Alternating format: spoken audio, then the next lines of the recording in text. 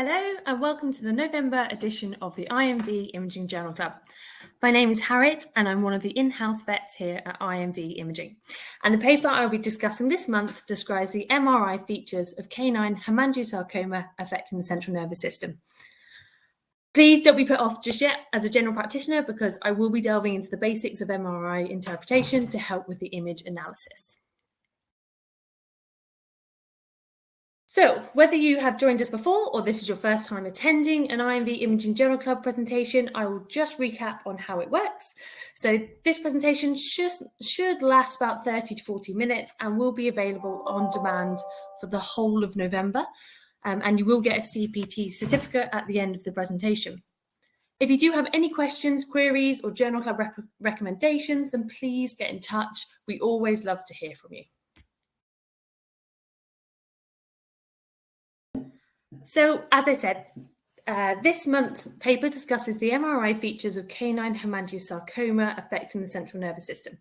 This is a particularly interesting paper as hemangiosarcoma is the most common metastatic tumour involving the brain in dogs, but detailed published descriptions of the MRI features are currently lacking.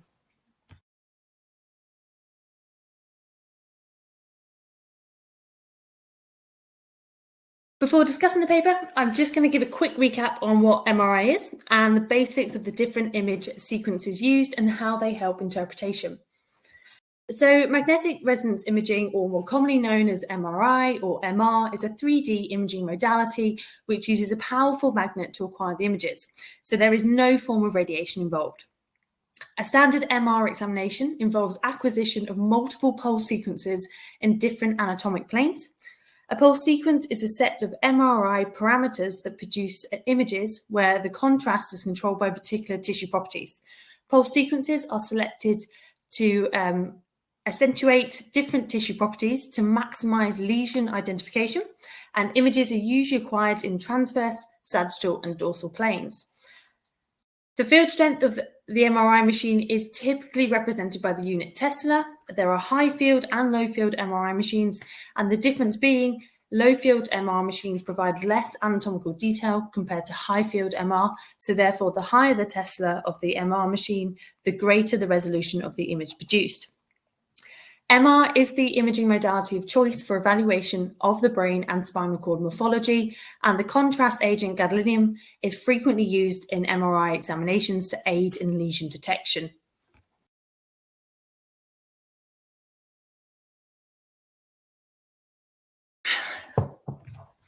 So the standard MR of the brain and central nervous system includes the following MRI sequences. So tissues emitting a high signal in a pulse sequence appear white in the image, and this is often referred to as being bright. Areas of high signal can also be described as being hyper-intense relative to either normal tissue or other tissue within the same image, or as having sequence-specific hyperintensity, i.e. the tissue appears bright in only one particular sequence. So looking at the images on the slide, the first one being in T2 weighted, also known as T2W, images fluid and fat will appear bright. White matter is darker than grey matter. Free fluid appears extremely bright, which is useful as most common pathological processes, whether neoplastic or inflammatory, will result in increased fluid within tissues, and this results in an increase in the brightness of the abnormal tissues relative to the surrounding tissue. The term increased T2 signal intensity is commonly used to describe this. With respect to T2 weighted sequence, free fluid can be nulled by using a flare or a fluid attenuated inversion recovery sequence.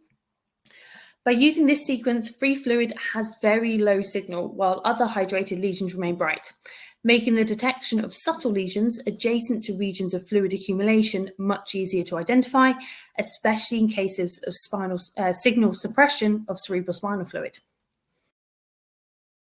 In T1 weighted or T1W images, fluid and hydrated lesions have reduced signal intensity and therefore appear dark. In these images, white matter appears brighter than grey matter. T1 weighted images are excellent for the evaluation of extracranial anatomy, but on its own has poor sensitivity for detection of most intracranial lesions. because of their hydrated nature. However, T1 weighted is great for assessing disruption of the blood-brain barrier and regions of altered perfusion after contrast administration. The final MR sequence is a T2 asterisk weighted gradient recall echo. So this is used specifically to assess for hemorrhage. So following the initial acquisition of all the images, post-contrast images should then be acquired using the same parameters and imaging planes.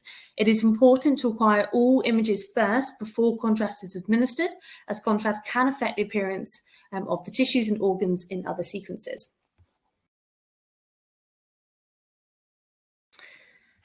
So I'm just going to briefly recap on the anatomy of the brain and spinal cord on MR examinations. So this is just really important for when we come to the paper later on. So the telencephalon, or the cerebrum, is the largest part of the brain, containing the cerebral cortex, as well as several subcortical structures. This includes the hippocampus, the basal ganglia, and the olfactory bulbs.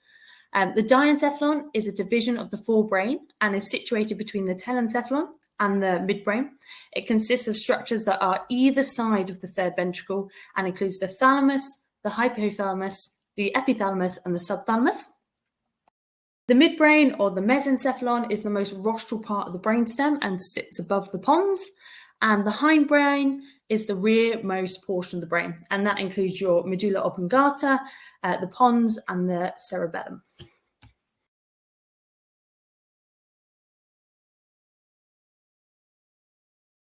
So just looking onto the anatomy of the spinal cord, so here we have a transverse plane image of the spinal cord. Looking at the transverse image, on the left, the round spinal cord lies in the middle of the image with the paraspinous muscles either side and the intervertebral disc sitting below. The image to the right shows examples of spinal cord tumours, just to make it easier for later on.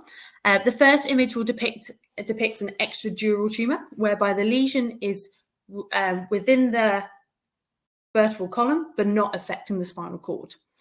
The middle image is an intradural extramedullary lesion, and therefore it's within the dura sac, which surrounds the spinal cord, but it's not actually within the spinal cord tissue.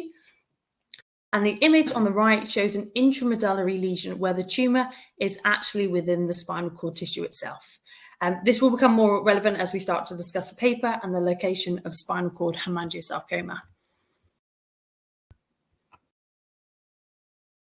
So moving on to what hemangiosarcoma is. So hemangiosarcoma is a highly malignant tumour derived from endothelial cells, with endothelial cells being the cells that line the blood vessels. It's a common tumour in dogs. It comprises of 5 to 7 of all non-cutaneous primary malignant neoplasms and 12 to 21% of all mesenchymal tumours. The typical primary sites in dogs include the spleen, the liver, and the right atrium, as we commonly know them. However, it can arise from any vascularized tissue. Visceral hemangiosarcoma is characterized by its aggressive nature with a rapid and widespread metastasis to the lungs, liver, peritoneum, and central nervous system through hematogenous route. In cases based on a post-mortem study, at the time of presentation, 80% of dogs already have metastasis to distant organs, and in 14.2% of cases, this metastasis will have also affected the brain.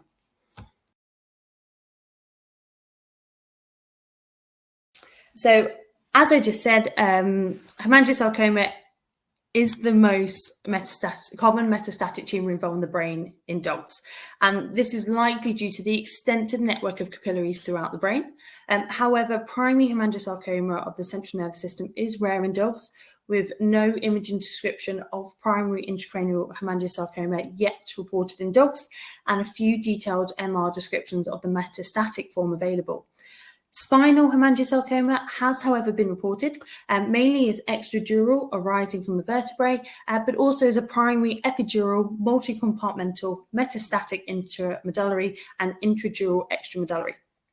It is also estimated that spinal hemangiosarcoma comprises of 2 to 3% of all primary bone tumours.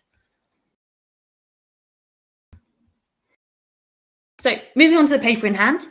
The aim of this study was to describe the MRI features of histopathologically confirmed hemangiosarcoma affecting the central nervous system in a group of dogs.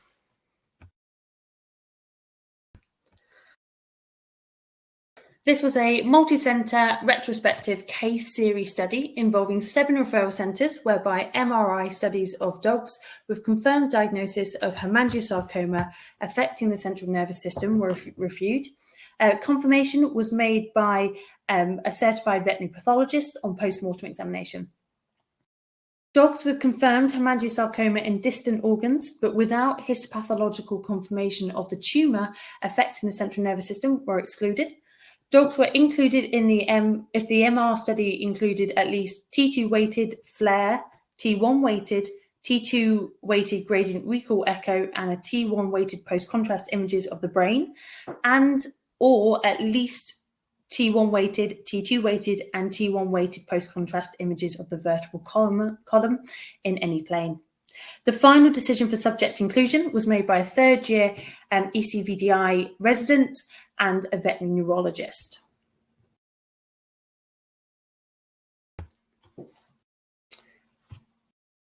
So both the third-year resident and the veterinary neurologist reviewed the medical records, and the following data was collected: signalment, presenting complaint, general physical and neurological examination findings at presentation, neurolocalization, laboratory findings, results of other imaging investigations, including ultrasound, radiography, and CT, and histopathology results, and the outcome.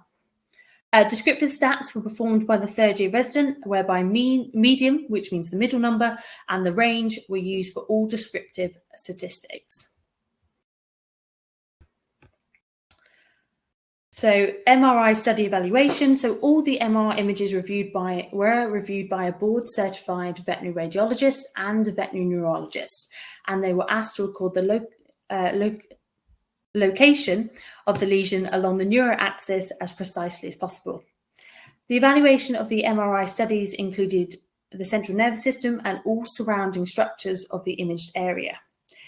The observers were asked to record the location of the lesion and to record the axial origin as extraaxial or intraaxial for intracranial lesions, and extradural, intradural, extramedullary, or intramedullary for lesions affecting the vertebral column and or spinal cord.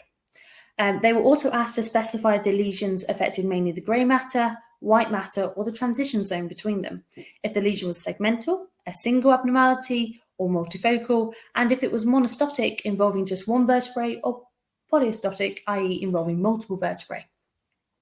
The number of lesions were recorded, and in dogs with multiple lesions, observers were asked to describe the predominant pattern. The size of the biggest lesion was measured by maximum dimension in any direction on T2 weighted images. Extradural lesion size was measured as the length of the vertebral bodies along which the lesion extended. The signal intensity was recorded as hyperintense, hypointense, isointense, or mixed intensity compared to the grey matter and the adjacent tissue for extradural lesions, and the homogeneity of the lesion was categorized as either homogeneous or heterogeneous. The images were also assessed for the presence of susceptibility artifact, which represents areas of hemorrhage, and also for the presence of a hypointense peripheral rim.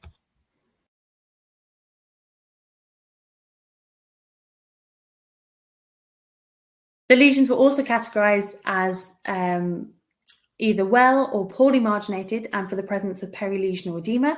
And finally, mass effect was recorded for intracranial lesions, and spinal cord compression was recorded for all spinal cases. The contrast enhancement and pattern of enhancement was also recorded. So for the results, 20 dogs met the inclusion criteria, 8 of which underwent MRI of the brain only. 1 had MRI of the brain and the vertebral column, and 11 had MRI of the vertebral column only. The median, so the middle, duration of clinical signs before referral in dogs with intracranial hemangiosarcoma was 13 days, but ranged from 2 to 120. And the median duration of clinical signs before referral in dogs with spinal hemangiosarcoma was 7 days, ranging from 1 to 90 days. So for the next few slides, I'm just going to cover the MRI findings in this study. So starting with the intracranial lesions, all intracranial lesions were found to be intraaxial, And what I mean by intraaxial is that all lesions were within the brain parenchyma, or in simpler terms, within the brain tissue. Of the lesions examined, the majority were multiple, and all dogs had lesions affecting the telencephalon. The majority of lesions were heterogeneous in their appearance, i.e. they had a mixed echogenicity in all sequences. Most lesions showed susceptibility artifacts on that T2 gradient recall echo images, indicating the presence of hemorrhage associated with the lesion. Small susceptibility artifacts indicated the presence of microhemorrhages in 5 out of the 9 dogs. However, there were multiple stages of hemorrhage recognized within most lesions indicating chronic bleeds over time. Most lesions were well marginated and surrounded by perilegional edema in all dogs. The median measurement for the intracranial lesions was 1.7 centimeters, but this ranged from 0.4 to 9.6 centimeters in diameter. Mass effect was present in 7 out of 9 dogs, and by mass effect, I mean the effect of the tissue surrounding the tumour, whether this is distortion or compression. In 2 out of 9 dogs, invasion of the lesion into the lateral ventricles was suspected, as there was a loss of suppression of cerebrospinal fluid noted on the FLAIR images. Contrast enhancement was present in all dogs and most lesions, and was predominantly moderate and heterogeneous. 4 out of 9 dogs had at least one lesion with a ring-like contrast enhancement, and what I mean by this is, and you'll see on the images yet to come, is that there is a bright ring surrounding the periphery of the lesion. A finding that wasn't anticipated in 3 out of the 9 dogs was that they had multifocal lesions present within the masticatory muscles, which represented metastasis. So this slide shows the appearance of metastatic, or of one of the cases, a metastatic hemangiosarcoma at the level of the rostral mesencephalon in images A to C, and at the mid-sagittal position in images D to E, or D and E. Image A is your T2 weighted image.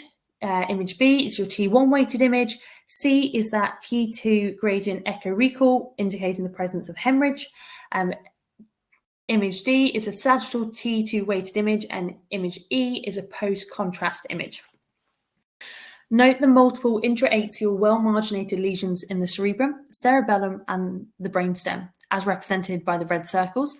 I've left the post-contrast image in E unmarked to allow you guys to identify the lesions. All lesions appeared slightly heterogeneous and predominantly hypointense. Note in image C, the hypointense regions associated with the lesions indicate the presence of hemorrhage, as indicated by the red arrow as well.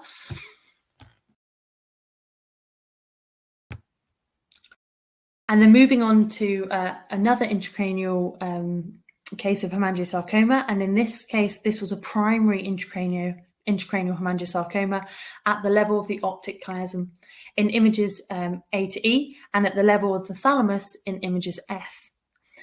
All these images are in the transverse plane. Note the intraaxial well-marginated mass with heterogeneous mixed signal intensity. In image C, the hypointense region showing a hyperintense center indicates the presence of chronic hemorrhage in the region of the lesion, and is surrounded by perilegional edema, as indicated by the red arrows. In image F, note that the lack of suppression of cerebral spinal fluid in the right lateral ventricle, as indicated by the asterisk, which was later confirmed to be hemorrhage secondary to ventricular invasion.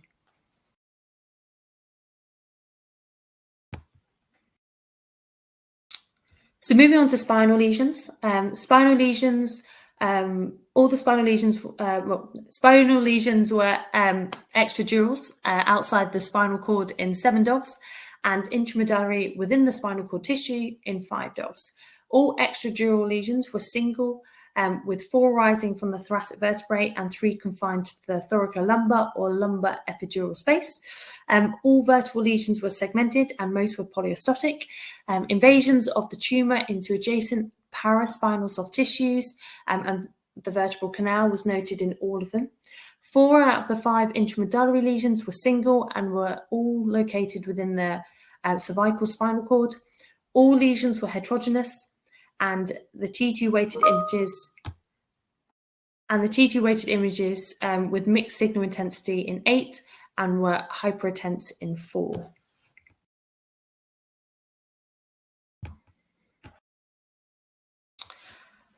So susceptibility artifact was present in all dogs which had T2 weighted gradient echo recall images available, which happened to only be 8 out of the 12 dogs. All vertebral lesions were poorly marginated and all epidural lesions were well marginated.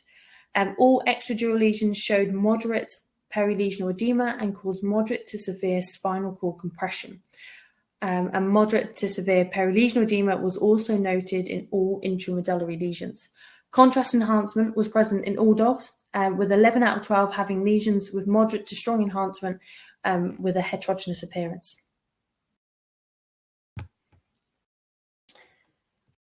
So this slide shows an example of those lesions. This was a vertebral hemangiosarcoma. The top images show the spinal cord in the transverse plane and the lower images show the spinal cord in the sagittal plane. Note the extradural, segmented, poorly marginated and polyostotic lesion extending the length of 2 thoracic vertebrae. The lesion shows a mixed signal intensity, and from image C, there is evidence that the mass is invading into the adjacent paraspinal soft tissues and the vertebral canal, causing severe spinal cord compression.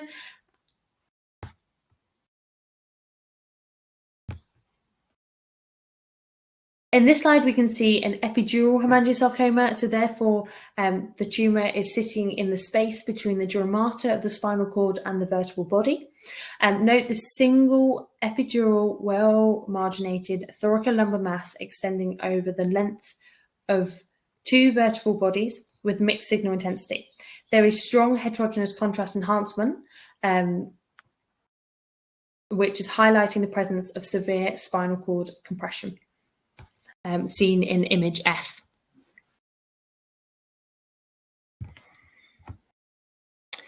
So additional findings. So 14 dogs had additional imaging investigations, all of which had thoracic radiographs and CT.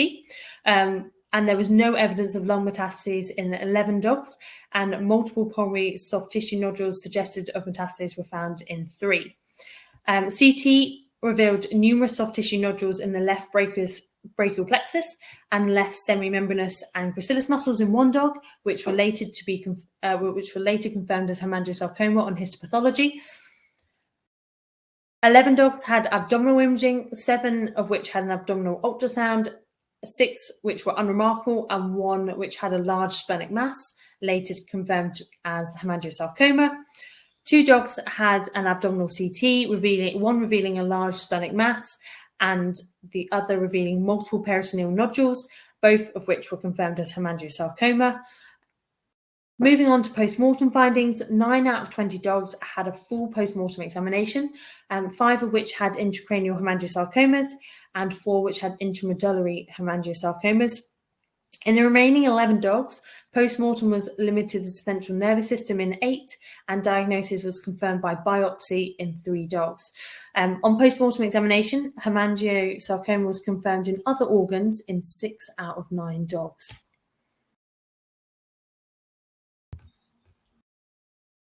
So the end is in sight, I promise. So we're just moving on to the discussion. This study claims to be the first published report to describe the MRI characteristics of primary and metastatic hemangiosarcoma affecting the central nervous system in a large multi-center cohort of dogs, which from research of the previous literature, it is. From the findings of this study, although a small number of patients, intracranial hemangiosarcoma was most commonly found in the telencephalon as the site for brain metastasis in dogs, and all dogs had at least 1 lesion greater than 4 millimeters. Intracranial hemorrhage was associated with hemangiosarcoma, and this was identified on MR by the presence of a hypointense peripheral rim, reflecting the conversion of intracellular oxyhemoglobin to deoxyhemoglobin. Most lesions had susceptibility artifact present on the T2 weighted gradient echo recall images, which corresponded to the presence of hemorrhage. The only dog not to have hemorrhage associated with their lesions was examined with the lowest field MRI, and as a susceptibility artifact is proportional to the magnetic field strength, this may explain the lack of artifact in this case. It was also found that perilesional edema was a common association with the presence of a lesion. This study also described the findings of 2 primary intracranial hemangiosarcomas, which has not been done previously, one of which was confirmed as an epithelioid hemangiosarcoma, which is an uncommon histological variant of hemangiosarcoma, as it resembles tumours of epithelial origin rather than endothelial origin. In the spine, extradural tumours were the most common finding in the study, with all vertebral hemangiosarcomas affecting the thoracic vertebrae and were suspected to be primary. Based on thoracic and abdominal, this was based on thoracic and abdominal imaging. Lesions were predominantly lytic and highly aggressive, and often invading the paraspinal soft tissues and extending into the vertebral canal. All intramedullary hemangiosarcomas were located within the cervical spinal cord on MR and had disseminated disease involving multiple thoracic and abdominal organs in almost all dogs. In the cases of epidural hemangiosarcoma, they were found to be single lesions, were well marginated, predominantly located in the thoracic and lumbar spine. So the limitations of this study is it's a multi-institutional and it's retrospective. So it depends entirely on the records which have been kept, and there may be variability in clinical, imaging, and pathological pathologic information between the centres. The centres did all have different MR machines, ranging from 0.2 Tesla in strength to 1.5 Tesla in strength, and therefore the difference in low field versus high field is the difference in the resolution of the images which are produced. Full post-mortem examination was only available in 9 dogs, and therefore there is a variability in the post-mortem report detail, and also these post-mortems were carried out by different veterinary pathologists, and so therefore there is variability there also. Most patients with intracranial hemangiosarcoma had multiple lesions, not all which were tested.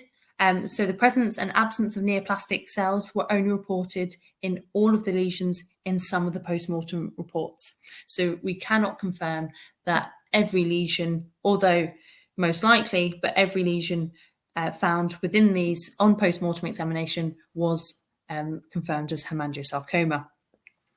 And last but not least, this was only a small sample size. So only 20 dogs were included in the study, and therefore more dogs are required to have a more significant result. So in conclusion, this study describes the MRI features of canine primary and metastatic hemangiosarcoma affecting the central nervous system. This is the first MRI description of primary intracranial hemangiosarcoma and primary intracranial epithelioid hemangiosarcoma.